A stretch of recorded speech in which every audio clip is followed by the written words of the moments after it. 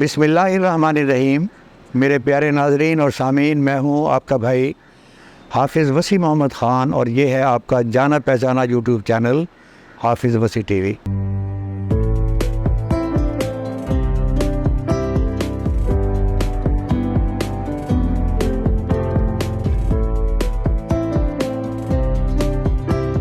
नाज़रीन, आज मैं शुरू करता हूँ अल्लामा इक़बाल के कलाम से, जो उनकी एक नज़म है फ़ारसी में और किताब का नाम है क़याम मशरिक़, और मेरी ख्वाहिश होगी कि आप उसको पढ़ें। उसमें उन्होंने मंजूम किया है खुदा और इंसान के दरमियान में मुकालमा। उसमें अल्लाह ताला फरमाते हैं कि ऐ इंसान, मैंने जहाँ को एक ही आबो गिल से पैदा किया, मगर तूने नस्ली बुनियादों पर ईरानी, तातारी और हबशी में उनको तकसीम कर दिया। मैंने मिट्टी से फौलाद जैसी चीज़ पैदा की, तूने उससे मौलिक हथियार बना लिए। बाग के पौधे काटने के लिए तूने कुल्हाड़ा और परिंदों को कैद करने के लिए पिंजरे बना लिए। जब ये बात हुई तो इंसान चिल्ला उठा और उसने कहा कि बस बस या खुदा, तू शब आफरीदी चिराग आफरीदम, सफ़ाल आफरीदी अयाग आफरीदम, बयाबानो कोसारो राग आफरीदम, ख़याबानो गुलजारो बाग आफरीदम, मन आनम के असंग आय न साजम, मन आनम के अज़ैर नोशी न साजम। जिसका मतलब है कि ऐ अल्लाह ताला, तूने रात बनाई उस अंधेरे को दूर करने के लिए और उसे रोशन रखने के लिए मैंने चिराग बनाया। तूने मिट्टी पैदा की और मैंने उसका प्याला बनाया। तूने जंगल, पहाड़ और चरागाहें बनाई, मैंने उनसे शाराएँ और बागात बनाए। मैं पत्थर से आईना बनाने का फ़न जान गया और जहर से दरियाफ़्त बना लेता हूँ। तो ये एक कंपैरिज़न है कि अल्लाह ताला की नेमतों का हम चाहें तो हम उससे फ़ायदा उठा सकते हैं। और आज का मेरा प्रोग्राम इसी चीज़ के बारे में है कि लाइव स्टॉक प्रोडक्शन के अंदर सबसे महंगी चीज़ प्रोटीन है। आपको प्रोटीन मुख्तलिफ़ शक्लों में मिलती है, वनडे की शक्ल में मिलती है, अल्फ़ा की शक्ल में मिलती है। ज़रा आप उनके रेट देखें। मैं आपको अल्फ़ा का रेट बताना चाहता हूँ कि वो 63 रुपीज़ पर केजी है आज के दिन, और उसमें 22% प्रोटीन है। और हमने एक प्रोग्राम किया था एज़ोला के बारे में, और उसकी कास्ट आती थी 2 रुपये पर केजी, जो आसानी से ग्रो हो सकता था। ये प्रोग्राम हमने आपके सामने रखा, और इस प्रोग्राम को शुरू करने वाली जो ख़ातून हैं वो आज मेरे साथ हैं, डॉक्टर राहत नसीर साहिबा। मैं उनको वेलकम करता हूँ। डॉक्टर साहिबा, लोगों ने आपके प्रोग्राम को बड़ा पसंद किया और फोकल पर्सन से रब्ता किया। अब इस प्रोग्राम को तकरीबन 1 साल हो चुका है, और आज का दिन इसलिए भी इम्पॉर्टेंट है कि एज़ोला का आप जितना लिटरेचर पढ़ें, ये बेहतरीन टाइम है उसकी आगाज़ का। तो मुझे आप और मेरे सुनने वालों को आप ज़रा बताइएगा कि आज के प्रोग्राम में आप उनको एज़ोला से मुताल्लिक़ और जो प्रोटीन की जो हसूल है उससे मुताल्लिक़ आप क्या पैगाम देना चाहती हैं? तमाम देखने और सुनने वालों को अस्सलाम वालेकुम, और बहुत शुक्रिया हाफिज़ वसी साहब का, जिन्होंने मुझे दोबारा मौका दिया आज अपने प्रोग्राम में आने का। जैसा कि उन्होंने अपने तारुफ़ में बताया कि हमने जो पहला प्रोग्राम किया था वो एज़ोला को लेके था कि एक वो एक्वेटिक प्लांट है, पानी पे तैरने वाला छोटा छोटा पौधा है। ख़ुद ब खुद पाकिस्तान का मौसम अल्लाह ताला ने इतना अच्छा बनाया कि ख़ुद ब खुद ग्रो हो जाता है, वाटर से ही इसकी हो जाती है, स्पोर्स से ये जो है ग्रो कर जाता है। उसके ऊपर हम काम कर रहे थे। और सबसे पहले तो मैं एक बात यहाँ पे उसको एक्नॉलेज करना चाहूँगी कि एज़ोला के प्रोजेक्ट पे काम मैं पिछले प्रोग्राम से भी 1 साल पहले के हम उसके इनिशियल टेस्ट और उसकी वर्किंग और उसकी फिजिबिलिटी, उन सारी चीज़ों को लेके काम कर रहे थे। लेकिन जब हमने प्रोग्राम एज़ोला का रिकॉर्ड किया और ख़ास तौर पे हाफिज़ साहब के साथ उनके यूट्यूब चैनल पे रिकॉर्ड किया, तो हमारी जो आउटरीच थी, मेरा ख़्याल है कि उसमें कई गुना इजाफ़ा हो गया। यानी वो काम हम उतने लोग अपने साथ ऑन बोर्ड इस प्रोजेक्ट में हाफिज़ साहब शायद पूरे एक साल में नहीं ले पाए, जो कि प्रोग्राम के करने के तकरीबन हमें महीने के अंदर we contacted with approximately 380 persons, और ये अक्रॉस द बोर्ड थे। यानी हमें जद्दा से भी लोगों ने कांटेक्ट किया, हमें यूएई से भी लोगों ने कांटेक्ट किया इस सिलसिले में, और पाकिस्तान से तो किया ही।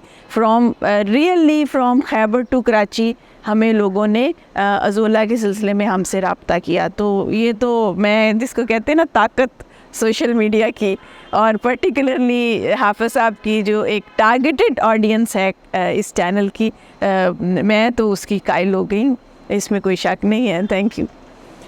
जहाँ तक आपके सवाल का ताल्लुक़ है, तो हम अज़ोला के इस सफ़र को बाकायदा इसको साइंसी बुनियादों पे शुरू किए हुए हमें तकरीबन 1 साल पूरा हो गया। साइंसी बुनियादों पे मैंने इसलिए कहा कि इससे पहले हम अज़ोला के साथ काम तो कर रहे थे, लेकिन हर सीज़न में अज़ोला की ग्रोथ की रिक्वायरमेंट्स, फिर उसकी हर सीज़न के साथ variation in the yield, even seasonal variation in the composition.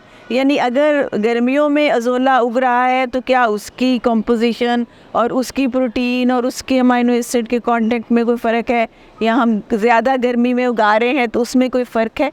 उन सारी चीज़ों को लेके हमने पूरा एक साल पूरा कर लिया, और अब हमारे पास एक जिसको कहते हैं ना एक मुकम्मल तस्वीर है इस चीज़ की कि अज़ोला की जो सप्लाई चेन है, जो कि पिछली हमें ख़ुद भी पता चला और लोगों ने भी हमें बताया कि जो मेजर ड्रॉबैक होता है किसी भी नई चीज़ का, वो सप्लाई चेन होता है। यानी अगर चीज़ अच्छी है, जानवरों ने उसको खाना शुरू कर दिया है, जानवरों को उसकी आदत हो गई है, और आप उसे प्रोवाइड ही नहीं कर सकते, तो फिर आप जितनी मर्ज़ी बेहतर चीज़ हो वो उसका कोई फ़ायदा नहीं रहता। तो अब हम कम से कम अज़ोला की सप्लाई चेन के हवाले से भी हम बिल्कुल वाज़े हैं कि साल के कोई 2 महीने जो कि बहुत सर्दी के थे, जिसमें दिसंबर एंड जनवरी वाज देयर, हमें अज़ोला जो है वो उस तरह से अवेलेबल नहीं था, इवन डाई आउट नहीं हुआ, स्पोर्स की शक्ल में प्रेजेंट रहा है, लेकिन हम उसकी प्रोडक्शन को कह सकते हैं कि हमने नहीं उस तरह की नहीं थी। हमें ड्राइड अज़ोला यूज़ करना पड़ा इन 2 महीनों के लिए। और अब जब आज फिर मौसम बहार की एक अच्छी शाम है, तो हमने सोचा कि ये एक बड़ा मुनासिब वक्त है कि इससे पहले कि चावलों की काश्त दोबारा से शुरू हो, और मौसम भी अज़ोला के लिए बहुत अच्छा है, हम बहुत सारी चीज़ें जो हैं वो इसको लेके कर सकते हैं, तो इसलिए हम इसको शुरू करें। थैंक यू डॉक्टर साहिबा। ये तो मुझे बड़ी खुशी हुई है कि 380 सीरियस आदमी अगर आपसे रब्ता करते हैं और वो आपसे रहनुमाई हासिल करते हैं, ये मेरे नज़दीक तो ये एक बहुत अच्छी चीज़ है। ये खिदमत खल्क़ जो है ये असल हमारा मोटो है, वरना वो जो एक कलाम है कि वरना तात के लिए कुछ कम न थे करो बिया, तो असल यही मकसद है कि लोगों के साथ लोगों को आगाही दी जाए कि ये ऑप्शन भी मौजूद है। अगर ये रास्ता बंद है तो अल्लाह ताला ने ये रास्ता खोला हुआ है, और अल्हम्दुलिल्लाह ये अज़ोला की शक्ल के अंदर एक ऐसी चीज़ आई है जिसके अंदर आप मुर्गियों से लेकर भेड़ बकरियों, गाय भैंसों और ऊँटों तक आप उनकी खुराक फराहम कर सकते हैं बग़ैर किसी एक्स्ट्रा लागत के। सिर्फ़ आपको उस स्ट्रेटजी पर अमल करना पड़ेगा और एफिशिएंटली उसकी तरफ ध्यान देना पड़ेगा जी, जो इसके उगाव के लिए बेहतर समझी जाती है। तो मैंने ऐसे आदमियों को देखा है जो आपसे जिन लोगों ने रहनुमाई ली और उन्होंने इसको उगाया, और उनमें से सबसे अच्छा जो आदमी मुझे मिला वो फैसलाबाद में था, और उसने कहा कि ये मेरा 3 कनाल का पॉन्ड था, खाली पड़ा हुआ था, मैंने इसको शुरू किया, और अब उसके बाद मेरी जो भैंसें हैं मैंने अपनी भैंसों को खिला रहा हूँ और मैं फ्रेश खिला रहा हूँ, और उसके नतीजे के अंदर उनका दूध भी बढ़ा है, उनकी सेहत भी अच्छी हुई है और उनमें बीमारियां भी कम आई हैं। अब इसका जो आपके पास 380 पीपल जो आए हैं, इसमें अगर आप कैटेगराइज करें तो आप क्या बताना पसंद फरमाएंगी कि किस किस किस्म के लोगों से वास्ता पड़ा? जी, very interesting question, very interesting question. अगर मैं जितना मेरा लोगों से रब्ता हुआ इस प्रोजेक्ट के सिलसिले में, मैं उनको 3 कैटेगरीज़ में डिवाइड कर सकती हूँ। एक तो हमारे पास वो लोग आए जो कि बिल्कुल grass root very small scale farmers थे, यानी बिल्कुल आप गाँव का जिसको आप गरीब आदमी कहते हैं, और जिसके पास कुछ बकरियां हैं या जिसके पास जो है वो शायद 1-2 भैंसें हैं और उसका छोटी सी बैकयार्ड पोल्ट्री है, उन्होंने हमसे रब्ता किया, बिल्कुल किया। दूसरे मरहले पे हमारे पास जो लोग आए वो थे जिनको आप प्रोग्रेसिव फार्मर्स कहते हैं, और तीसरे मरहले पे हमारे से तीसरी कैटेगरी जो थी वो थी जो इंडस्ट्री ने हमसे रब्ता किया। इसमें अगर मैं रिस्पॉन्स की बात करूं अपने तजुर्बे के मुताबिक, जो कि सही भी हो सकता है और हो सकता है कि गलत हो, किसी जगह पे वो कहते हैं ना है कवाकब कुछ नज़र आते हैं कुछ के मसदाक, मैं बिल्कुल जिसको कहते हैं ना उनको ब्रैकेट नहीं कर रही और ना ही स्वीपिंग स्टेटमेंट इसको समझा जाए, लेकिन जो सबसे बेहतरीन रिस्पॉन्स था वो प्रोग्रेसिव फार्मर्स की कैटेगरी में था। एक तो ये कि शायद उनको कहते ही प्रोग्रेसिव इसलिए है कि उनका जहन नए ख़यालात के लिए खुला होता है, प्रोग्रेसिव का यही मायने जो है हम लिया जाता है। वो रेडी थे फॉर एनी एक्सपेरिमेंट। दूसरा, वो लोग ज़रा कंपैरेटिवली छोटे फार्मर की निस्बत ज़्यादा आसूदा हाल थे और वो शौक़ से काम कर रहे थे, और जब कोई बंदा मजबूरी से नहीं शौक़ से काम करता है तो उसमें वो ज़रा ज़्यादा इनपुट दे सकता है। जो हमारा छोटा फार्मर है उसके शौक़ में इसलिए कोई शक नहीं किया जा सकता कि उसकी ज़रूरत ही बहुत, उसकी मजबूरी ही बहुत ज़्यादा है कि उसको कोई ऑल्टरनेट सोर्स अवेलेबल हो। लेकिन रिस्पॉन्स उसका भी अच्छा था, पैशनेट था, वो ईगर था, थोड़ा सा वो डरा हुआ था। जब वो एकेडेमिया को अप्रोच करता है तो शायद वो अपने तय ये समझता है कि मैं तो किसान हूँ या मैं गांव से आया हूँ या मैं उतना पढ़ा लिखा नहीं हूँ, तो एक वो एकेडेमिया को अप्रोच कर रहा है और ऊपर से वो एक ऐसी खातून को अप्रोच कर रहा है जो एकेडेमिया में है, तो वो ये ज़रा थोड़ी सी मुझे लगा कि उसका इनहिबिशन लेवल थोड़ा सा ज़्यादा था। दूसरा, उसका नॉलेज थोड़ा सा पुअर था, उसकी ऐसी ट्रेनिंग नहीं हमने की कि वो उसको सोच के इम्प्लीमेंट कर सकता। अगर उसने सुपर फॉस्फेट हमने उसे कही 2 चम्मच डालने को तो शायद ज़्यादा डल गई, और फिर उसने डर के या किसी और मजबूरी से इस काम को अधूरा छोड़ा, उसने इसको पूरा नहीं किया। Thank you very much. नाज़रीन, आपने मैडम को सुना। अभी अगर आपको याद हो वो प्रोग्राम, तो उसमें एक फोकल पर्सन थे डॉक्टर अमर, जो पीएचडी मैडम के साथ उसी सब्जेक्ट पर कर रहे, और हमने टेलीफ़ोन नंबर भी उनका दिया था। आए ज़रा हम उनसे पूछते हैं कि ये जो इंटरेक्शन हुआ है जो प्रोग्रेसिव फार्मर्स का और छोटे फार्मर्स का और इंडस्ट्रियलिस्ट का, उनके एहसासात क्या हैं। जी डॉक्टर आमिर साहब, मैं आपको वेलकम करता हूँ। अस्सलाम वालेकुम। सबसे पहले तो मैं शुक्रिया अदा करूँगा आप सबका कि उन्होंने मुझे दावत दी इस प्रोग्राम में। हम अगर एक बात करें ना कि हम ये अगर सोचें कि पाकिस्तान में जो लोग हैं वो काम करना वाले कम है और जो काम करना चाहते हैं वो थोड़े हैं, मगर जो मेरा एक्सपीरियंस था उसमें मैंने यही चीज़ जो ऑब्ज़र्व की वो यही थी कि जितने लोगों ने मुझसे रब्ता किया, मुझे उसमें लोगों में पोटेंशियल नज़र आया कि वो जो थे इस चीज़ पे बहुत ज़्यादा इंटरेस्टेड थे, बहुत ज़्यादा काम करना चाह रहे थे, और अनफॉर्चुनेटली को थोड़े से रिसोर्सेज की वजह से वो शायद इसको प्रॉपरली हैंडल नहीं कर पा रहे थे। मगर बहुत सारे लोगों का जो जज्बा था वो मुझे एक बड़ी खुशी हुई इस बारे में कि वो इस चीज़ पर बहुत सीरियस होकर सोच रहे थे कि हम इस चीज़ को आगे ग्रो करें, और हमारी ये मुस्तकबिल की ज़रूरत भी है। अगर हम इसको अभी समझ जाएं तो बहुत अच्छी बात है, नहीं तो हमें आज नहीं तो कल इस बात की अहमियत को समझना पड़ेगा कि ये हमारे लिए जो है ना अजूला एक बहुत ही इम्पॉर्टेंट, एक एग्रीकल्चर के लिए बहुत इम्पॉर्टेंट चीज़ है, और हम आगे भी इसको अगर लेके चलें तो इससे हमें बहुत ज़्यादा फ़ायदे मिलेंगे। बेहतर इसमें सबसे बेहतरीन बात जो ये थी वो ये थी कि लोगों का इंटरेस्ट जो था वो ज़्यादातर जो था वो एग्रीकल्चर फीड से रेलिवेंट ज़्यादा था कि वो कैटल फीड को कैसे जो है वो कवर आउट करेंगे, और दूसरा कि हम अपनी जो क्रॉप्स हैं, ख़ास तौर पे जो राइस क्रॉप्स हैं, उनको हम कैसे जो है दोबारा से यूटिलाइज़ कर सकते हैं अज़ूला की क्रॉप को ग्रो करने के लिए। तो उसमें सबसे अच्छा जो रिस्पॉन्स था वो मुझे फार्मर्स का मिला, जो कि फार्मर्स जो थे वो यूटिलाइज़ करना चाह रहे थे, मगर अनफॉर्चुनेटली कुछ थोड़ा सा हमारा पिछला प्रोग्राम थोड़ा सा लेट हो गया, तब तक चावलों की काश्त शुरू हो चुकी थी। इसमें मुझे जो चीज़ नज़र आई वो ये थी कि हमारा जो फार्मर था उसको प्रॉपर गाइडेंस की कमी थी, और जो हमने उसको गाइड किया या जिस तरीके से हमने उसको इन्फॉर्मेशन दी, उसने उस तरह के तरीके को यूटिलाइज़ किया या प्रॉपर यूटिलाइज़ नहीं किया, क्योंकि हर पाकिस्तान में जो डिफरेंट सूबे हैं सब में जो कंडीशंस है मौसम की वो बहुत डिफरेंट है। कई जगह पे अगर उन्होंने इस्तेमाल नहीं की कंडीशंस तो उसकी वजह से वो प्रॉपर ग्रो नहीं कर सकी उसको, तो फिर उन्होंने उसको वहीं पे छोड़ दिया।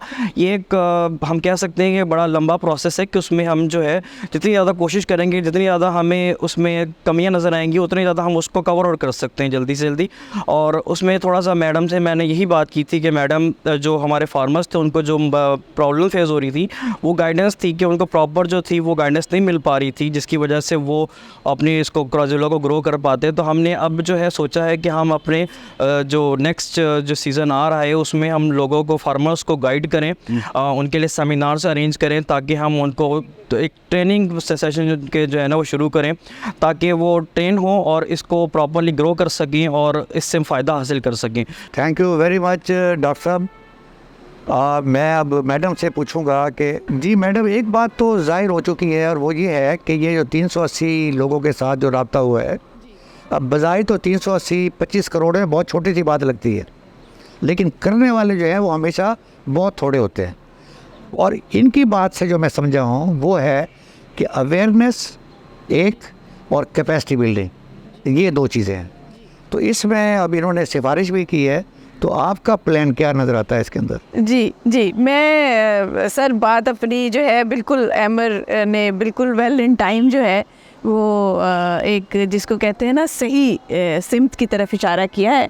Striking the nail on the head. Yes उन्होंने बिल्कुल सही सिमत की तरफ इशारा किया है कि जो छोटा हमारा फार्मर है ना, वेरी स्मॉल स्केल फार्मर, जिसकी मैंने आपसे कहा कि मजबूरी है कि उसने कुछ ना कुछ करना है, और हमारा काम भी उसी स्केल को एम्पावर करना है, क्योंकि रिसर्च का अदरवाइज़ कोई फ़ायदा नहीं है अगर हम ग्रास रूट लेवल पे बिल्कुल जिसको कहते हैं ना the poorest of the poor को टारगेट नहीं करते, तो फिर रिसर्च जो है उसकी वो शक्ल, वो सोसाइटी में कोई तब्दीली लाने की कैपेसिटी नहीं रखती। वो रिसर्च पेपर्स तक तो रह सकती है, तब्दीली नहीं ला सकती। यहाँ पे एक मैं बात ऐड करती जाऊँगी आगे चलने से पहले कि जो तीसरा मेरा ग्रुप था वो थी इंडस्ट्री, और इंडस्ट्री से बड़ी माजरत के साथ जो है वो ये है कि सबसे ज़्यादा जो बात मैंने महसूस की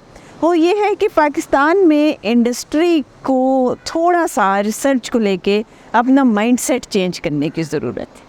इंडस्ट्री स्टिल क्योंकि वो ट्रेंड ऐसे है, हम नहीं कहते कि वो गलत ट्रेंड है, लेकिन वो प्रॉफिट एंड लॉस में ट्रेंड है, और रिसर्च एक ऐसी चीज़ है जो नफ़ा नुकसान से जिसको कहते हैं ना बाहर है, ऑनगोइंग प्रोसेस है। हाँ, मतलब ये अक्ल की चीज़ नहीं है, ये इश्क की चीज़, इंडस्ट्री अक्ल की चीज़। तो इसलिए इंडस्ट्री जो है वो अव्वल तो आपकी बात नहीं सुनती है, तो इंडस्ट्री इज़ वेरी एरोगेंट।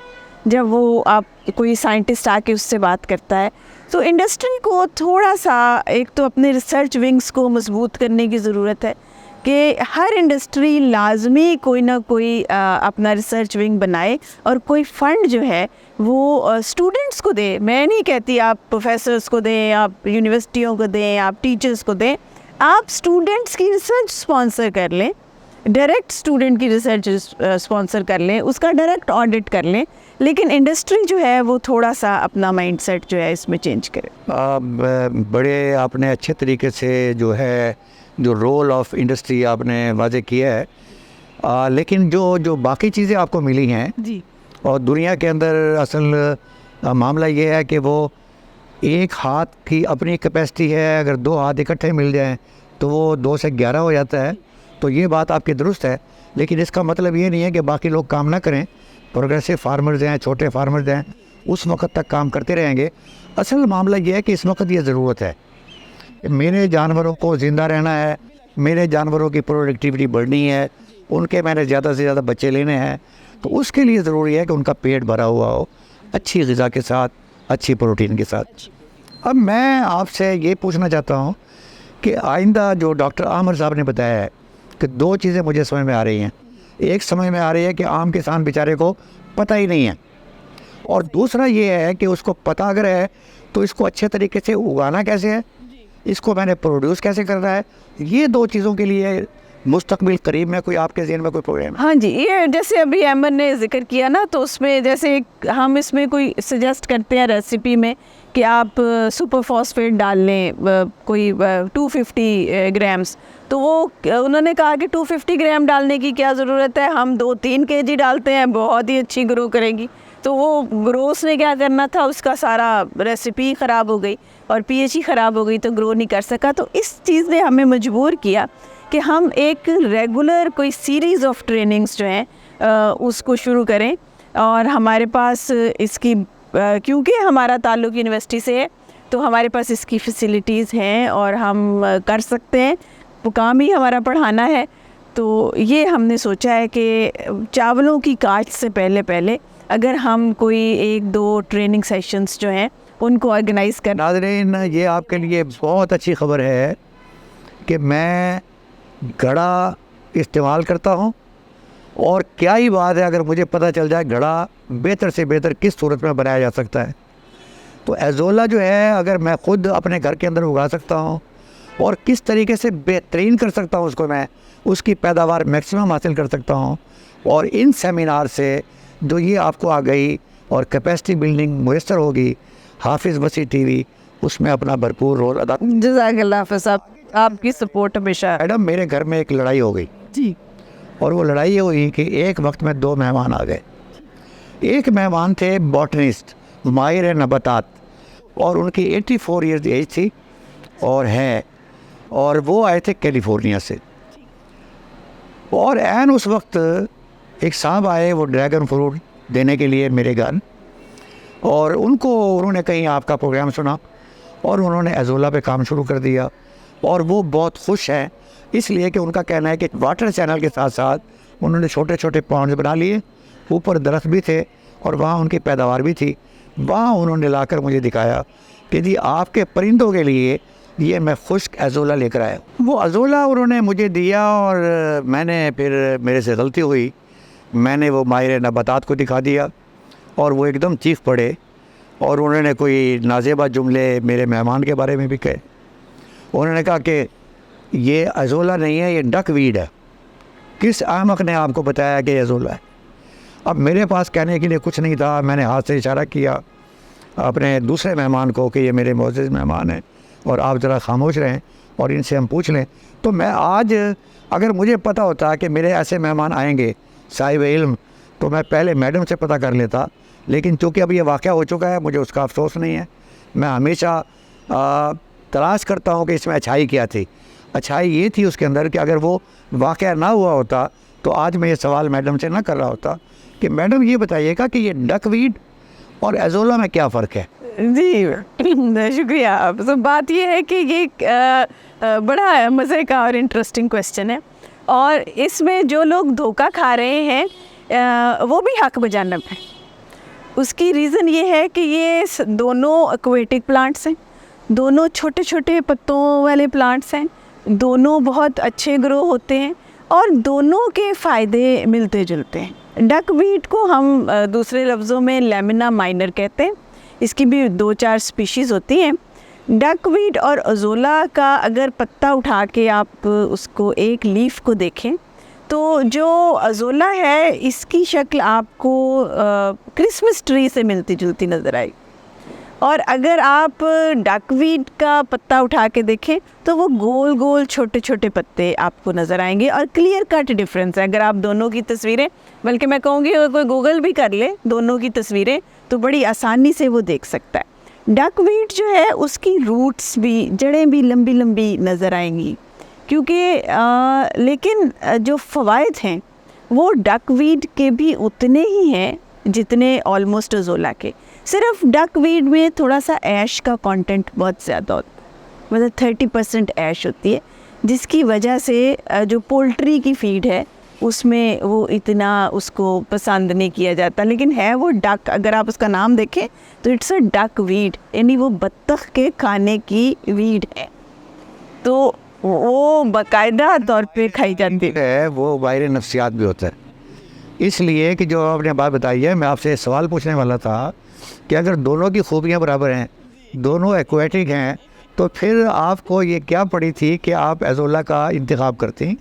तो नाज़रीन, ये बहुत क्लियर चीज़ है कि डकवीड के अपने फ़वाइद हैं, लेकिन चूँकि हमें हसास जानवरों के साथ भी वास्ता पड़ता है, तो इसलिए इस बात की ख्याल रखना पड़ता है कि ये जो खुराक है उसको कोई नुकसान न पहुँचाए, उसका फ़ायदा ही फ़ायदा हो। तो मैं आज का प्रोग्राम इस नोट के साथ ख़त्म करता हूँ कि आप इंतज़ार फरमाएँ। ये अवेयरनेस का और कैपेसिटी बिल्डिंग का मैडम अंडर अम्ब्रेला ऑफ यूआस ये कोई 2-4 प्रोग्राम करना चाहते हैं, और मेरी रिक्वेस्ट होगी कि ये उर्दू के अंदर लिटरेचर जो है जी, ये उसको इसकी बहुत ज़रूरत, ताकि हर आने वाले को जहाँ प्रैक्टिकल दिखाया जा रहा होगा वहाँ पर वो लिटरेचर भी मिलेगा। तो मैं एक मरतबा फिर आपका शुक्रिया अदा करता हूँ, जो ये पब्लिक का फ़ायदा है। और इस वक्त जो है हमारे जो फार्मर हैं ख़ास तौर पर, और ये प्रोग्रेसिव फार्मर्स का आपने बार बार तज़किरा किया है। प्रोग्रेसिव फार्मर वो है जो अपनी हालत को बेहतर बनाना चाहता है जी, और छोटा फार्मर जो वहाँ खुश है, उसके सारे घर वाले उस कारोबार में शामिल हैं और वो उनके पैसों को कैलकुलेट नहीं करता। लेकिन ये मिडिल क्लास वाला प्रोग्रेसिव फार्मर, ये अल्टीमेटली इसको एक बिज़नेस बनाना चाहता है। तो हमारी दुआएं सबके साथ में हैं। तो इंशाअल्लाह ताला बहुत जल्द इसको अनाउंस किया जाएगा, और आपने उस वक्त तक, जब तक ये प्रोग्राम नहीं हो जाते, डॉक्टर अहमद साहब का नंबर नीचे चल रहा होगा, जिस तरह आप पहले रब्ता करते रहे हैं वो उस तरह आप रब्ता करें। और अब ये बेहतरीन टाइम है, जिनको पहले ही शरह सदर हासिल है और उन्हें किसी कैपेसिटी बिल्डिंग की ज़रूरत नहीं है, वो इनाकुलम इनसे हासिल कर सकते हैं। और इंशाअल्लाह ताला in the month of April we will hold this programme. जब तक खुदा हाफिज़।